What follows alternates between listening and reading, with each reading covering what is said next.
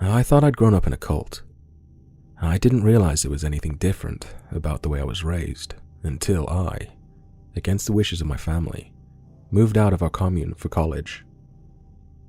When they realized I couldn't be dissuaded, they insisted on paying for off-campus housing. The day I moved out, my whole family came to help set the new apartment up. I'm talking aunts, uncles, cousin, the whole nine. Everyone piled into my one-bedroom apartment to haul in couches, set up furniture, and cram my fridge full of pre-made meals. They were so supportive that it all felt almost normal. Until I happened to pass by my parents' car between trips and saw my mother sobbing in the passenger seat. My father's arm around her, his head bent to hers. The windows were up, so I couldn't hear what they were saying. But I thought I saw my father mouth. We prepared him as best as we could. Separation anxiety. Must have been. Adorable.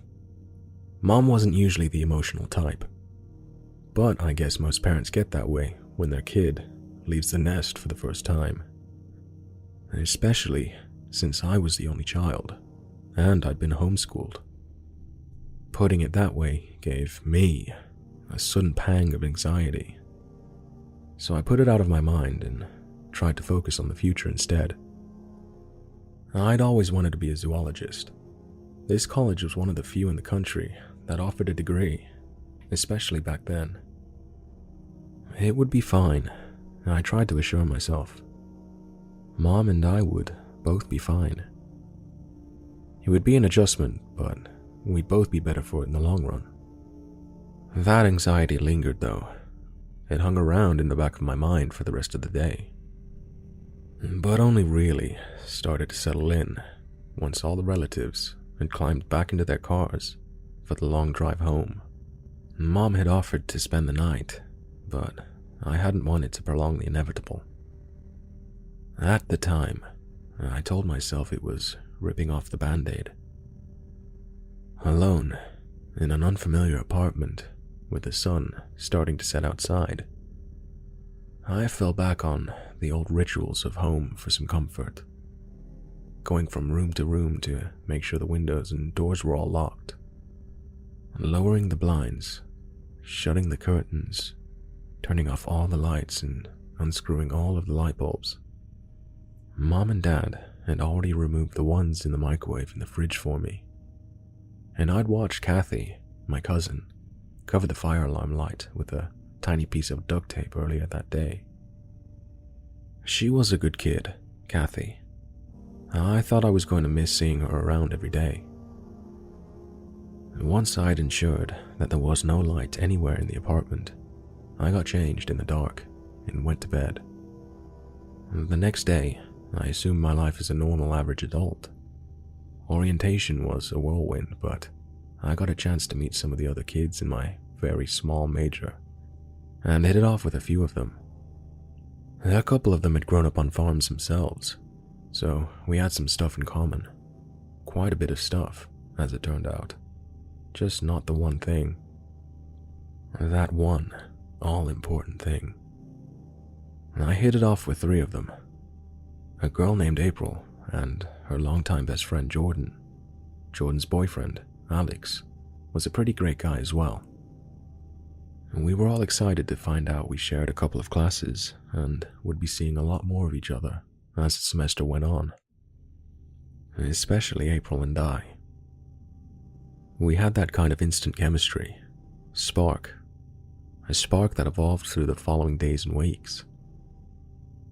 It was that spark that would eventually lead me to understand just how truly weird my upbringing had been.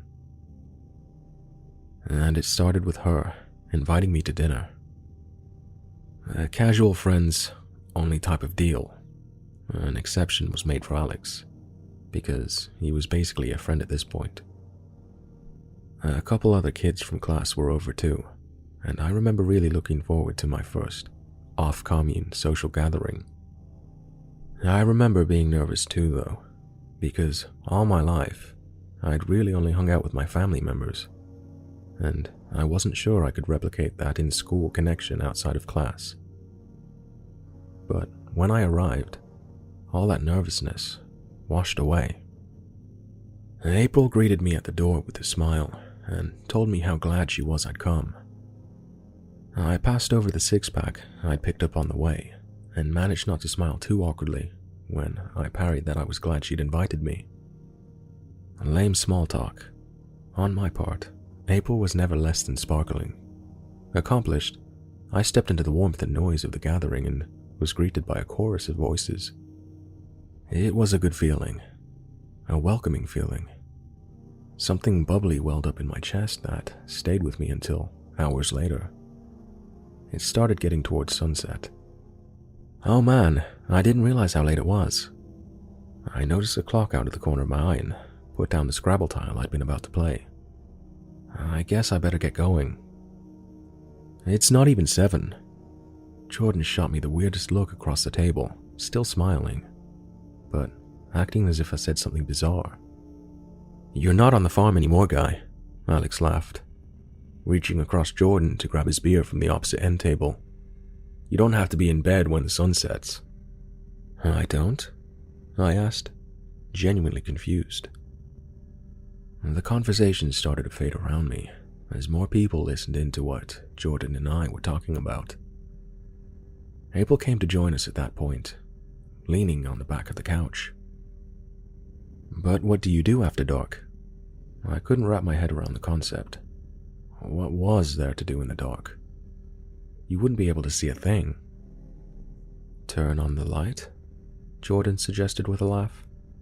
But I could tell she was even more confused by that question than the last. At this point, I figured out something wasn't adding up. Because more than one person was looking at me like I'd grown a second head. I hesitated to ask. I remember reaching for my drink to delay the inevitable, moistening my lips before I spoke. But, I was a man of science. Now, I think some part of me already doubted. But when you were raised believing something, when you were taught it was the equivalent to the sky being blue. What about the demons? Things got really quiet then. You could have heard a pin drop. The what? April asked. I grimaced, but I knew she'd heard me just fine. She wanted me to repeat myself because she was hoping that she hadn't. The demon sailors, I repeated, more slowly and awkwardly, twisting the beer can between my palms. No one said anything for a while. I was starting to sweat, made worse by the clock ticking loudly on the wall. After a long while, Alex put his beer down on the table and leaned forward, squinting faintly. You don't really believe in demons, do you? His tone made it clear what the correct answer was. I laughed nervously before April cut in. Is your family that religious? Thankful for what felt like an olive branch, I nodded quickly and spread my hands. I guess so. I didn't realize. You know what it's like living on a farm. Jordan picked up on that thread and carried it, breaking into a soft, relieved laugh.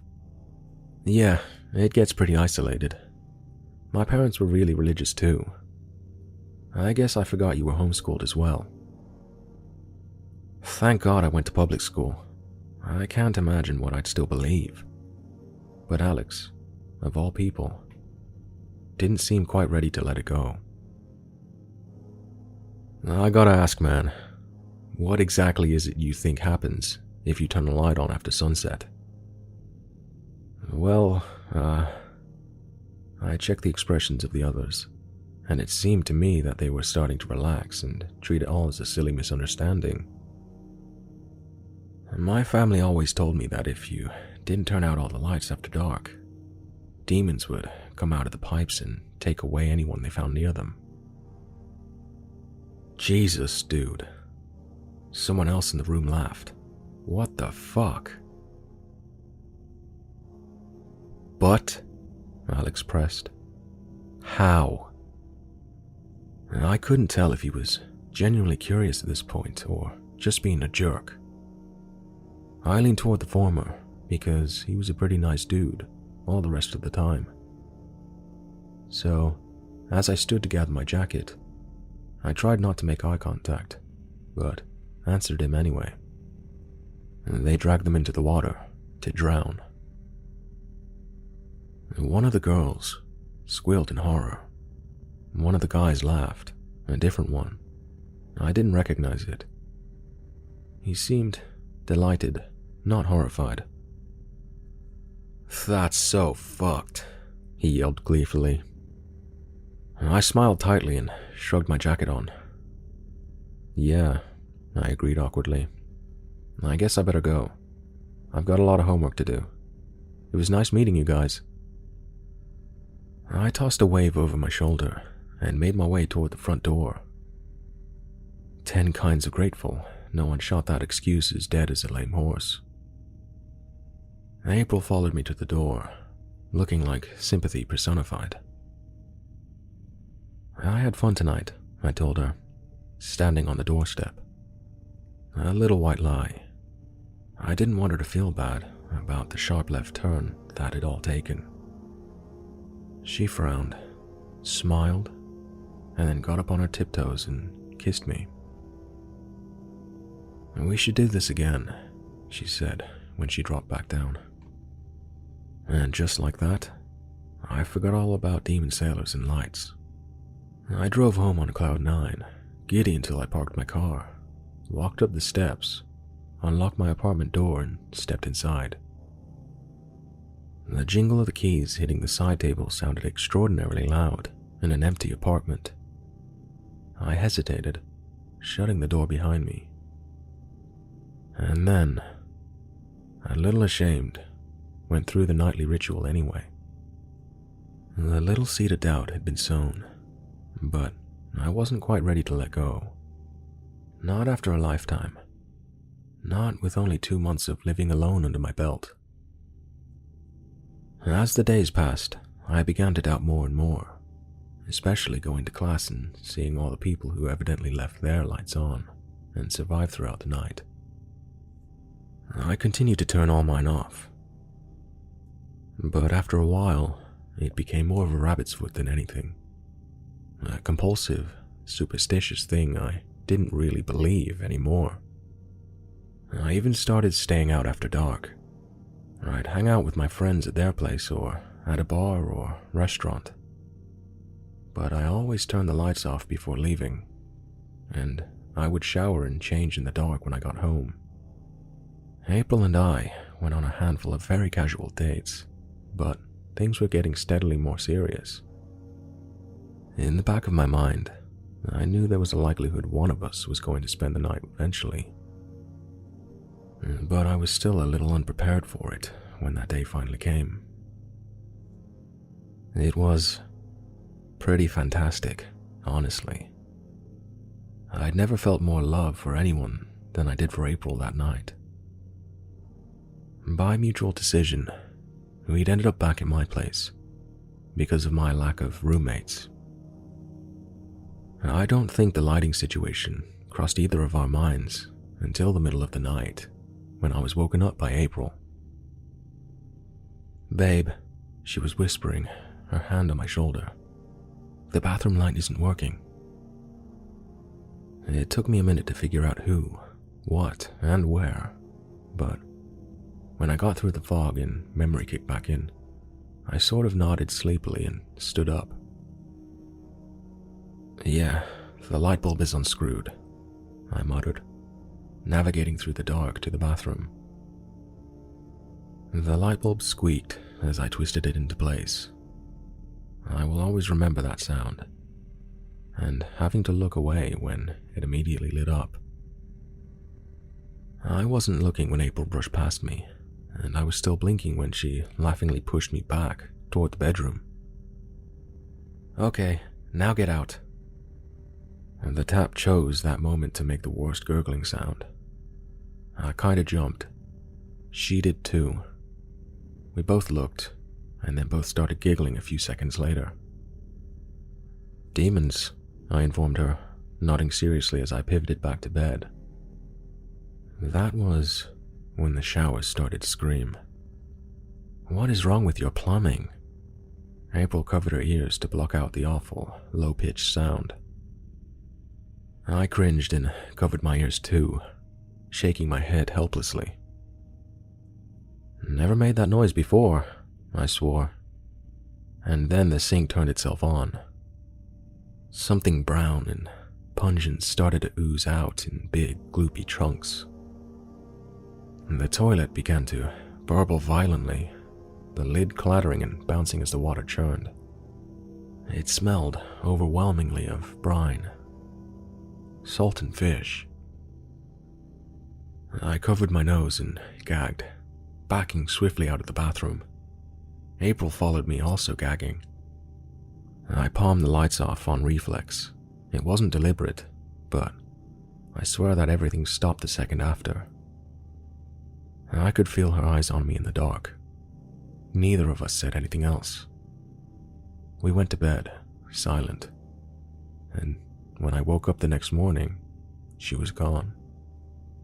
When I went to see her at her place, she was apologetic, but I could tell she was tense. Something was bothering her. "I'm sorry, I should have stayed, but I really wanted a shower, and your tub was all covered in goop," she said. She was right. We laughed about it a little.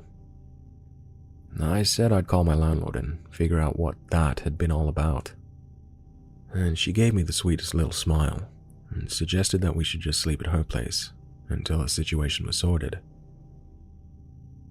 Obviously, I was more than okay with that. Until night rolled around.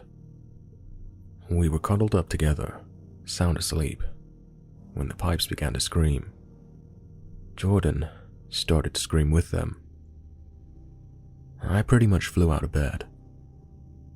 Thank God I was wearing something, because I sure didn't stop to check as I ran down toward the noise. I was in the kitchen before I was even 10% awake, and just staring there stupidly as sludge pumped out of the faucet. Jordan was trying to turn it off, but it seemed like the tap was fighting her. I processed that and ran over to help, but it was like trying to fight a waterfall. Nothing I did seemed to budge it. "What's going on?" Alex stormed into the kitchen. "The bathroom." He saw Jordan and I fighting with the tap and stopped talking, gesturing for us to get out of the way and tossing open the cabinet beneath the sink. We both scrambled back and watched him yank on the water cutoff. For a split second, I thought it wouldn't work. And then, with a deep, agonized roar, it snapped back in the other direction. The brown sludge gave way to brackish green, and then the sink began to fill. I saw the drain bubbling as I backed further away, almost colliding with my girlfriend. She was looking up at me with wide, anxiety-filled eyes. I looked back at her, speechless and confused. She looked at the light switch. I reached out to flip it off, but unlike the night previous, nothing happened. The sink began to overflow. I could see it in the light that spilled in through the kitchen window. From the digital clock on the microwave, from the living room in the hallway. It was everywhere, I realized with a sick feeling. That was before the first hand plunged out of the water, twisted and smoky, wreathed in some kind of drifting filaments. Strands of something that my mind shied away from. I didn't recognize it for what it was until it was already grabbing the edge of the counter and hauling more of something out. I could hear water gushing down the hall and realized the carpet beneath my feet was soaked. April looked at me again, In a panic, I grabbed her and ran for the door. Alex and Jordan followed, the four of us racing out onto the street. Water poured down the porch behind us, spilling onto the lawn. I looked back at the kitchen window as I dove into the car and saw something misshapen and hunched, shambling past, horrifyingly fast. The ignition seemed to turn itself. The engine roared to life and I peeled out. April white-knuckled and silent beside me. All she had on was a robe. Jordan and Alex were in a similar state. I didn't know where else to go. I was in a state of complete panic, but I kept thinking to myself that we couldn't go to a convenience store or anything, because none of us had any shoes or shirts. They would never let us in. Somehow, I ended up on the freeway. I think in my terror, the knee-jerk reaction was to just go home. Not to the apartment, but my real home. The farm. It started to rain as I got onto the highway. A torrent of water hit the car so hard that it bounced, and I briefly felt the tires try to leave the pavement. I did the absolute wrong thing. The thing you're never supposed to do in those circumstances. I gunned it. I jammed the gas pedal against the floorboards and felt my sedan lurch. Thank God the pavement must have still been dry enough, because somehow she found traction and flung us forward. Alex bounced off the back of my seat. I heard Jordan cry out, but there was no time to look or stop. My eyes were on the road and the near biblical amount of rain running down it. The part of the highway we'd entered was sitting on a hill. To me, in my mind, our only salvation was over that hill. To survive, we needed to make it over. The tires were squealing. The back was trying to fishtail. By all rights, what I did ought to have killed us all. Because I didn't slow down. The needle flipped into the red and I kept my foot on the pedal. The whole of my soul focused on every vanishing inch of the incline. All around us, figures began to take shape in the walls of rain. I heard the others screaming, weeping, and praying as I shot up over the top of the hill. Breaking over that slope felt like busting out of hell. I felt a surge of triumph hitting the dark, smooth pavement that came after. It was still raining buckets, so much that the windshield wipers couldn't keep up, but I only eased off the pedal a little bit, just enough not to burn out the engine. There were still bodies everywhere. I saw a few of them in the rearview mirror, shuffling out of the darkness into the scope of the headlights. Men of all shapes and sizes and ages. Pale men, swarthy men, tall men and small. Some with bloated, bulging eyes and gaping mouths. Some with peaceful expressions and closed eyes that seemed to follow us anyway. One came out of the darkness on the driver's side. Despite only shuffling, he moved with superhuman speed. He almost reached us, even though I had to have been doing 80 or 90. I got a real good look at him. Time slowed down for a heartbeat. I saw every detail, from his blue vest to the second grisly mouth cut in his throat. Home was hours away, and I knew for a fact that the stretch of highway we were supposed to be entering was empty. There was nothing on this side of town, just scrub and dead grass for miles. A thick wedge of no man's land, all the way up to the foothills where my family lived. And yet, There were lights everywhere. Murky, indistinct lights, swimming around in the darkness where there were no houses and there were no cars. A couple of times, I almost doubted myself. There was so much happening. The bodies were everywhere at once. I was driving through some of them, and they exploded around the car in clouds of silt and sand that would completely cover the windshield for a few seconds. What if those actually were other cars? What if I'd left the freeway and didn't realize? Only the flashing white lines beside me and the smooth run of pavement kept me from jerking the wheel and veering off in the direction of those distant orbs. "Where are you going?" I'd honestly forgotten anyone else was in the car when April spoke up. It startled me so bad that, again, I nearly doomed us all by jerking the wheel too hard. Only luck saved our lives that night. I certainly played no part. "Home," I rasped, my throat too tight to properly speak.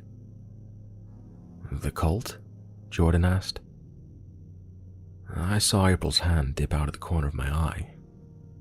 The heat came on a second later, but I wasn't paying attention to that.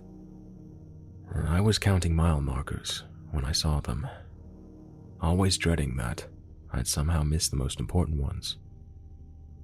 That somehow I'd overshoot my destination.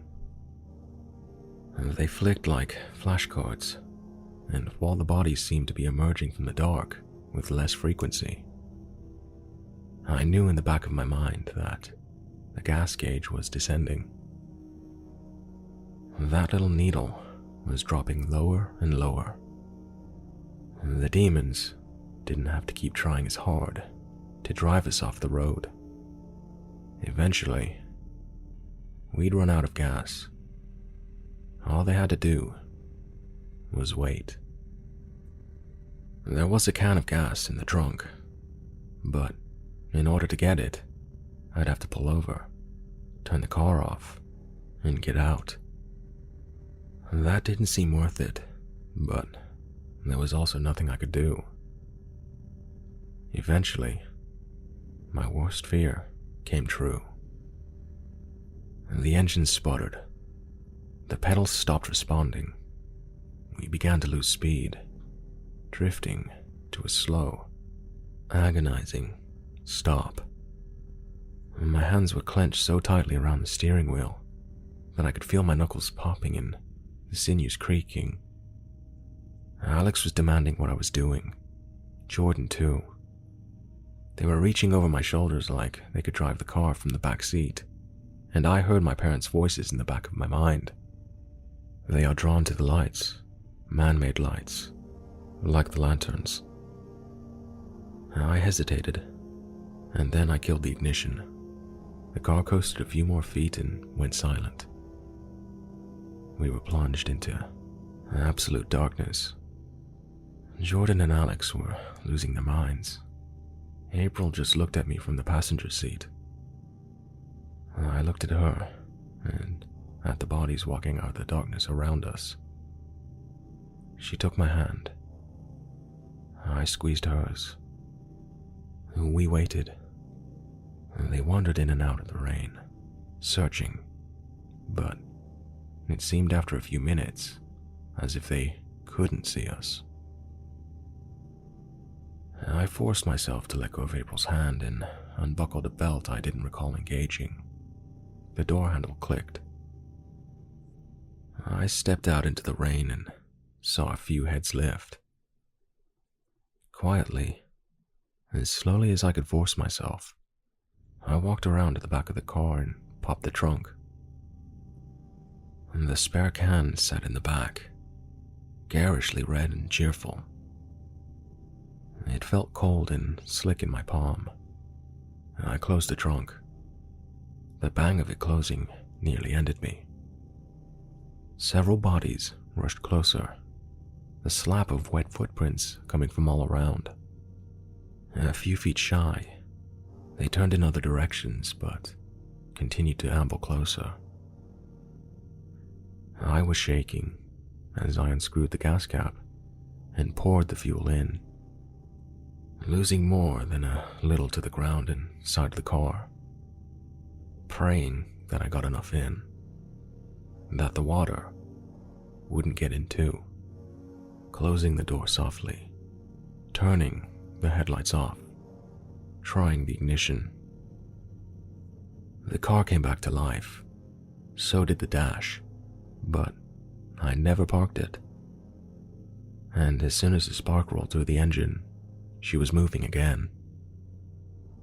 I kept my foot off the brakes, letting her ease back into it, and hoping that would keep the eyes off of us. It sort of did. Only a few heads seemed to turn in our direction. There was only the blinking of the digital clock.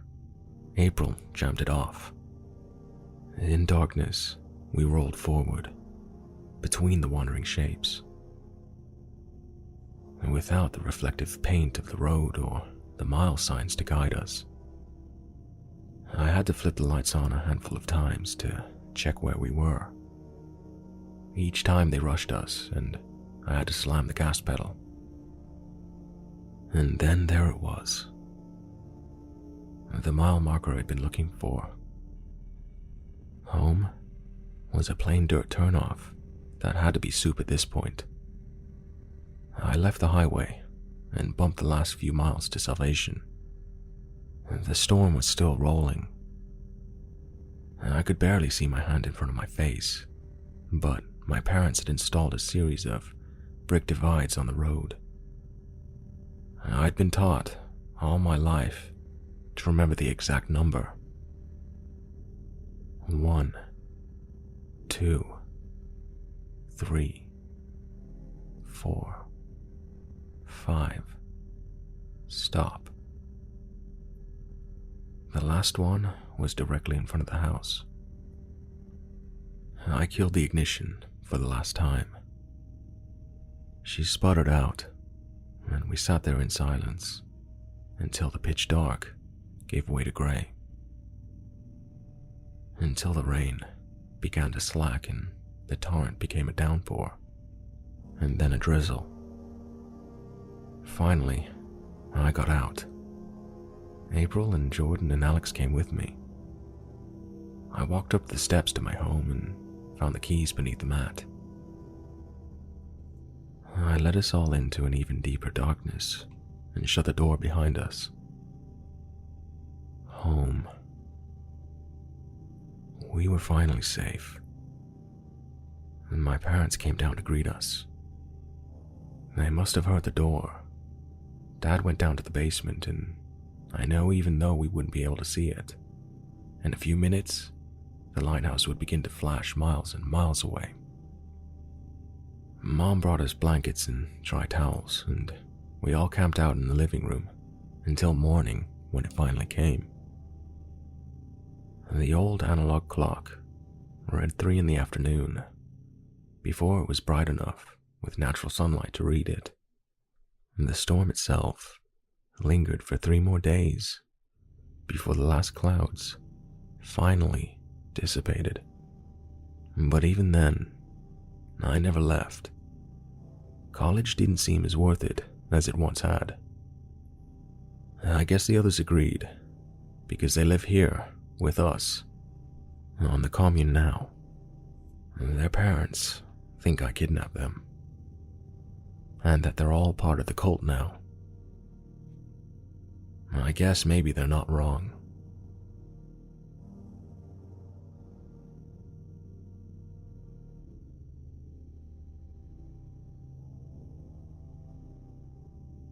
It's one of those epiphanies that you tend to have as your items are scanned and your heart dips while noticing you've blown a quarter of your paycheck on a week's worth of groceries, as if choosing a career in the creative arts was not taxing enough. On the bright side, people in LA were rich, stupid rich, which meant that the odder your job was, the more you got paid. Closet organization came naturally to me, And thanks to Marie Kondo, this little side business I set up helped get me through most tough days. A friend had recently hooked me up onto a website where you could list your services to reach the elite of the elite. That's when I got an offer from an Audrey Salinger that I could not resist. She had left her contact number in the message saying it was a highly paid gig and that she could not reveal more details until I agreed. I picked up my phone and dialed her number. "Hi, you've reached Audrey Salinger." A delicate voice came through on the second ring. "Oh, hey, yeah. This is Karina from the Closet Organization ad. I saw your message." "Karina, I'm so glad you called," she interrupted, her tone changing almost instantly. I didn't have to speak more as she delved right into the details. Audrey worked for the Montgomerys, whose house required a bit of refurbishment, and she'd like to start with the closet. It all seemed fine, until she mentioned she had one condition. "It would be preferable if you finished it in one night. You can stay over if need be," Audrey spoke. I was a little taken aback to respond, feeling uneasy about the proposal. I wasn't ready to make her a promise that I could not follow through without knowing what I was dealing with. $3,000, Audrey's voice interrupted my thoughts. Thrice the amount listed on the website. "I'll pay you $3,000 if you spend the night and..." "I'll do it. I'll get it done," I told her. I wasn't going to let this opportunity slip by. "Great. I'll text you the rest of the details. Thank you." Audrey cut the call without a second to waste. I woke up early the next day, ready to get a head start on the laborious task that lay ahead. I pulled into the driveway of the address texted to me by Audrey. It was nothing less of a mansion. She had instructed me to let myself in with the key, dropped in the mailbox. It amazed me how nonchalant the rich were when it came to safety. I found the key along with an envelope addressed to me. I opened it to find dollar bills, 3,000 as promised, along with a letter. Carefully placing the money inside my bag, I pinched myself to ensure I was not dreaming. I opened up the letter. "Dear Karina, I'm sorry I was not able to personally meet you as something came up, but please refer to the following instructions below. 1. You are to only clean the second room on your right downstairs. All other rooms will remain locked. 2. Lock yourself once you're inside and do not open the door if you hear a knock, no matter how many times you hear it. 3. If you find the dollhouse while cleaning, make sure to cover it with a white bedsheet. The dolls need to sleep. Please do not forget this. Help yourself to anything in the fridge. The bed's rolled out on the living room sofa. Audrey." I read the letter twice, wondering if she was trying to be funny with her 2 rules. I placed the letter into my bag and let myself in, immediately locking the door behind me. I was not one to break the rules, especially if it came with a shit ton of money. The grandeur of the Montgomerys' mansion swept me off my feet. It took me 30 minutes to pick my jaw up off the ground and get to work. The second room on my right was a walk-in closet, piled with all sorts of things. I believed it belonged to Miss Montgomery, as most of the items resembled what would belong to a middle-aged woman. I rolled up my sleeves and got down to it, cleaning, folding, stacking, labeling. Only taking a quick half-hour break in between for lunch to grab a sandwich I found in the fridge. I made a mental note to reach home and Google what line of business the Montgomerys were in to afford all this. When I came back, ready to tackle yet another section, I noticed a huge dollhouse. One that slipped my attention before. It was a replica of the very mansion I was in, down to the nth detail. Every room, every tile, so meticulously designed. There were 4 miniature figures placed in a different room of the house. I assumed it was the family that currently paid for my 2 months' rent. I didn't dare touch the dollhouse, worried if I even chipped it a little, it would cost me a kidney. I dove right back to work, letting the hours pass me by. It was 11 p.m. as I placed the last pair of stilettos on the shelf. Too exhausted to even eat, I shut the lights out and closed the door behind me, crashing on the living room couch. I was deep asleep when I was awakened by the knocking. I checked my phone to see that it was almost 2 a.m. The eeriness of it all finally caught up to me as I began to imagine the worst-case scenarios in my head. I began to regret signing up for this. The knocking got faster, and I shut my eyes, trying to zone it out. I woke up the next morning to the sound of clanking pans from the kitchen. I realized I had overslept due to my exhaustion. I walked into the kitchen to find a man and a woman, similar to the dolls I saw. "Good morning. You must be Karina." Miss Montgomery flashed a bright smile. "I love what you've done with the closet. Looks so much more compact." "Oh, thank you. I didn't know you were here." I spoke, too embarrassed to present my disheveled morning face. "Oh yes, we found an early flight back from the Bahamas. Kids couldn't wait to get home. Why don't you join us for breakfast?" I sat down on one of the high chairs as the two kids rushed in. After helping myself to a scrumptious meal, I said my goodbyes after thanking them at least a couple hundred times. On my drive back, with only 5% battery left, I quickly texted Audrey that the job was done, and that I also had the pleasure of dining at the Montgomerys. As soon as I reached home, I jumped into the shower and plugged my dead phone in. I could feel the fatigue leaving my body as the hot water hit.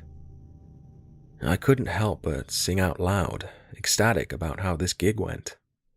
My bathroom concert was interrupted by a knocking on my front door. I turned off the water and wrapped myself in a towel. "Give me a minute," I yelled, as I hurried to get dressed. My phone screen flashed, 15 missed calls from Audrey, 4 texts. The knocking began again. "In a second," I read the text. "Karina, pick up my call. Did you leave the house? Tell me you left." I couldn't understand Audrey's panic as I scrolled through her text. "Karina, did you forget to cover the dollhouse?" I couldn't recollect. I figured I must have forgotten because of how tired I was. The knocking on my door came faster, more furious now. "The Montgomerys died in a plane crash 2 years ago. Trip back from the Bahamas." I clutched my phone tight in my hands as I read those lines.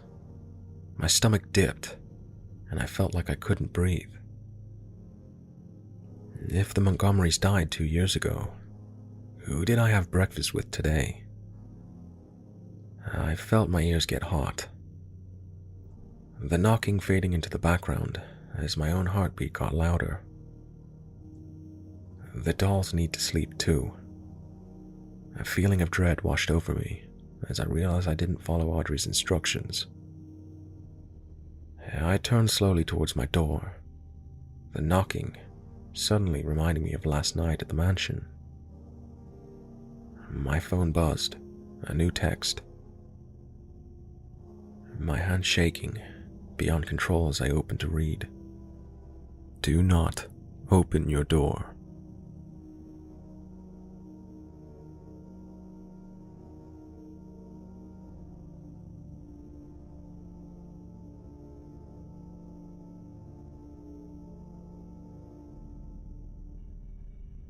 I want to start this off by saying yes, I am safe, and yes, I moved. When I was 5, I moved to a little town in Arkansas. My parents had picked a pretty big house and we paid a little less than most houses on the market. For the sake of knowing details, it was a 2-story house with an accessible attic. I lived on the 2nd floor. The earliest memories I have of the house were me playing dolls in my room, sitting on my rug, and talking to my imaginary friend Celia. Celia was a shy girl, and she only came out to play when my parents were downstairs or on a work call, etc. I only lived in the house for a few years, so some of the stories my mom told me. The three things. 1. It started with things going missing. 2. Once a night, at the same time every single night, I would hear a tiny bell ring from my closet. For me being 6 years old, I thought nothing of it. Of course, I was a happy child, but I would always have my dad check under my bed and in the closet. Whenever I heard the bell, I would go to the closet and open it, and Celia and I would hang out in my room. Because I was a child, I had to go to bed around 7. Unless I was super tired, I would stay up playing with my dolls. As long as I was in bed, my parents wouldn't care if I was up. Once I heard the bell ring, Celia and I would talk about running away or going to my parents' truck or something like that. I was a pretty good kid, so normally I talked her out of it.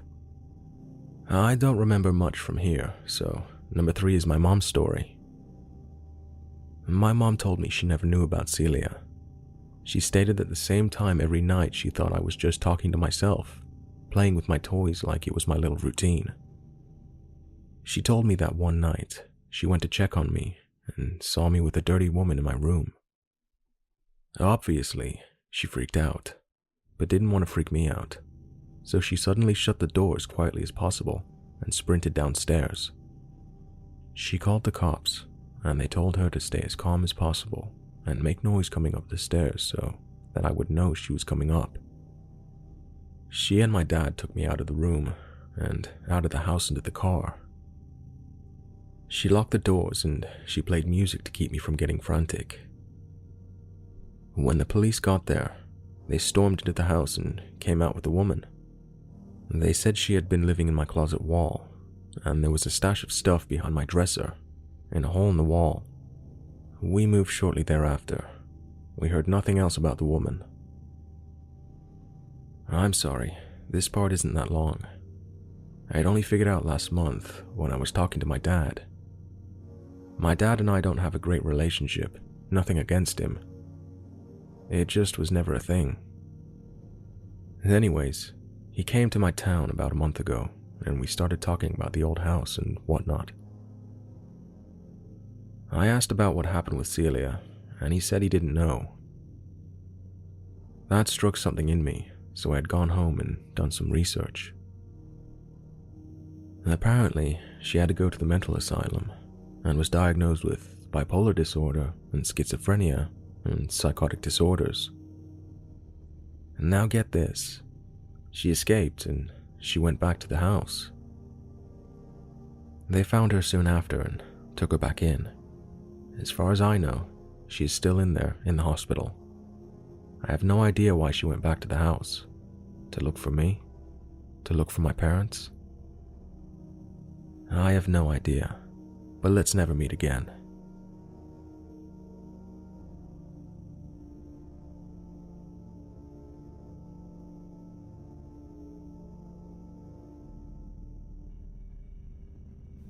In February of 2012, I went to visit my grandfather's grave for his birthday.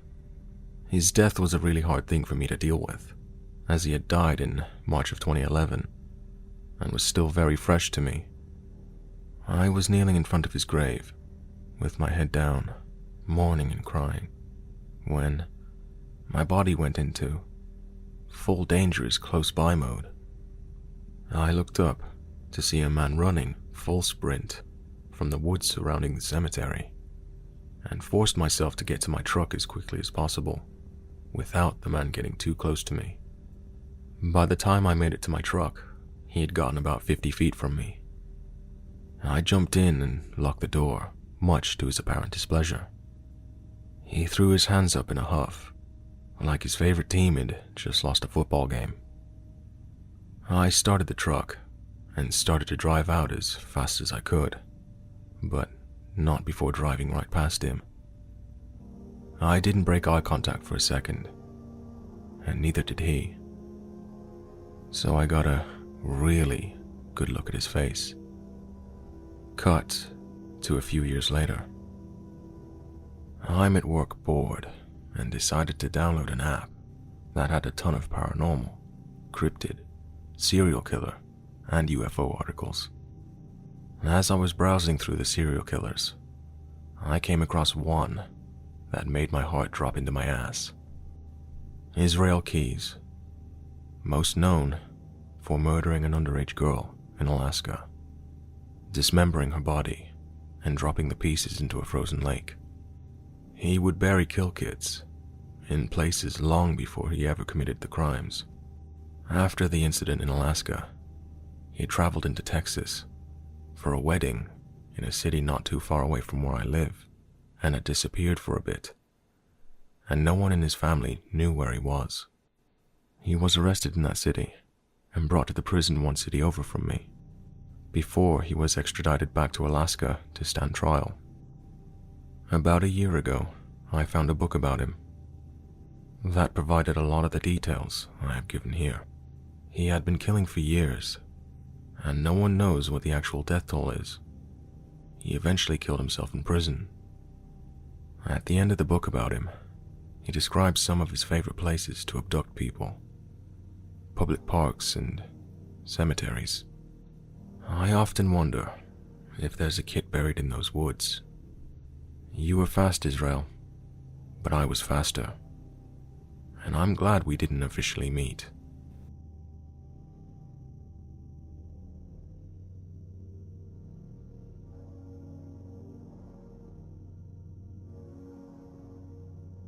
I wanted to tell my story of abduction in Krakow, Poland. This happened in 2012, and there are not many people I've told this story to. For my birthday in 2012, me and my ex-husband visited Krakow for a short break. My main interest was to visit Auschwitz and the Jewish quarter of the city and Schindler's factory, which is now a museum. We arrived just prior to the Christmas market's opening. I remember being disappointed that we wouldn't be able to experience this. We stayed in a very nice hotel. I won't divulge the name, but it was approximately 15 minutes walking distance from the main square and cloth market. Had a beautiful balcony over the river, and was very nice with lovely, hospitable staff. I couldn't recommend this hotel highly enough. We flew in on a cheap budget flight around mid-afternoon and showered, changed, and got ready to explore. The weather was cold and dreary, with some light drizzle, but more than okay to walk along the river into Krakow, the main city. Krakow is an exceptionally beautiful city. I loved it. We had a good look at the cloth market, ate a meal of matzo balls and stew in the main square under blankets and heated lights, watched the famous clock tower, and even managed to visit a lovely shopping center with excellent shops, where I purchased a lovely cashmere coat from Zara and an equally lovely hat and scarf, important for later. Given it's our first night, we had a few drinks, which turned into a few more. We ended our evening in a lovely bar beneath the city. Most bars appear to be underground in the catacombs. I was overjoyed. As a smoker, we usually are social lepers, but we could still smoke cigarettes in this bar. Around 1 a.m., we were tired and decided to go home to our comfy hotel. We made our way up the stairs from the bar to street level, and the taxi ramp was right outside. We jumped in a taxi and let the driver know our hotel location. Unfortunately, the driver would only accept cash, so he explained we would need a cash point at some time along the 5-minute journey to the hotel. At this point, I need to explain I had no mobile phone with me. I was back at our hotel. In those days, roaming had to be paid for, so we decided we would only take my ex-husband's phone. It was 2012, so I think I only had an old iPhone 3S, and it was due for renewal. The 5-minute journey was uneventful, and we arrived opposite our hotel, which was a type of dual carriageway, with a petrol station with cash points opposite the hotel entrance. My ex-husband signaled to the driver to pull in to use the cash point, and got out of the taxi. As my ex-husband was at the cash point, this is where my nightmare began. As soon as dropping him off and seeing he was withdrawing money at the cash point, the driver locked all the doors and sped off. I was in the back seat with several shopping bags and had no idea what was going on. The taxi driver took the main dual carriageway out of the city and kept on speeding. Initially, I thought he was looking for a place to turn around to pick up my ex-husband. This wasn't the case. The taxi driver continued to speed until we were well out of the city limits. He spoke no English. I asked him if he wanted money. I showed him my empty bags and shopping bags and asked him what was going on.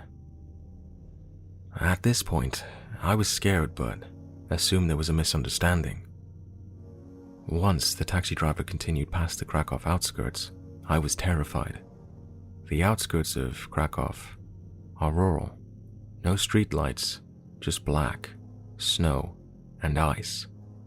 The taxi driver shouted and shouted at me, but I couldn't understand a word. Eventually, he pushed me physically and forcefully with my head into the back seat and told me, I can only assume, to shut the fuck up. He was talking on his phone to a man. The journey carried on for another 20 minutes until we came to what looked like an industrial estate. No houses, some streetlights, but the whole area was just warehouses and factories and fields. The taxi driver was still on his phone, sounding angry, then abruptly turned it off and stopped the car. By this point, I was petrified. I can honestly say I have never been so scared in my life. I was praying and begging that my life wouldn't end here, at 34, the mother of 5-year-old twins, and ending up dead in a lockup on an industrial estate. For about 30 seconds, it was quiet, apart from my sobbing and begging. Then, the taxi driver got out, came around to the back car door, grabbed me, and threw me to the side of the road. He then grabbed my shopping bag and hurled it at me, got into the taxi, and drove off. I gathered myself up. It was probably -8, late November, and snowing heavily, and looked for some kind of doorway, hedge, or any kind of shelter. Bearing in mind, I was left on the outside of an industrial estate. I walked some meters away and found a gap in a hedge and sat down, pulled my coat and bags around me, and cried my heart out. I have no idea how long I was there. Maybe an hour, maybe 2, but the sky started to lighten and a few cars and vans came past me. I tried to flag some down, but it was no good. I sat back down. I was frozen. I can honestly say, I think I was dying, and I had no more energy left. All I know from then to my rescue is thanks to some lovely Polish people. Apparently, at around 5 a.m., I was sprawled across the road's hard shoulder, and a brother and sister going to the market with their cattle stopped and picked me up, dragged me into their truck, and put a big, cow poo-stained jacket around me. I couldn't speak apparently. I was just trying to talk to my children, and they found out my hotel location from a napkin in my bag. These wonderful people drove me 20 miles back to Krakow, to my hotel, where my ex-husband, police, hotel owner, manager, and Polish equivalent of the CID were all there in the process of setting up a command center. They dropped me off, still wearing the poo-stained jacket, were questioned and went back on their way to the market. I never even got their names. I was swabbed, photographed, fingerprinted, etc., and got a stiff brandy from the bar. The following day, we visited Auschwitz-Birkenau, the main reason for the Krakow trip. That evening, we were taken by the police to the taxi rank, where we got the taxi from, to try and identify the driver. But he wasn't there. It was left with the Polish police. But dear God, I must have had someone looking after me that night.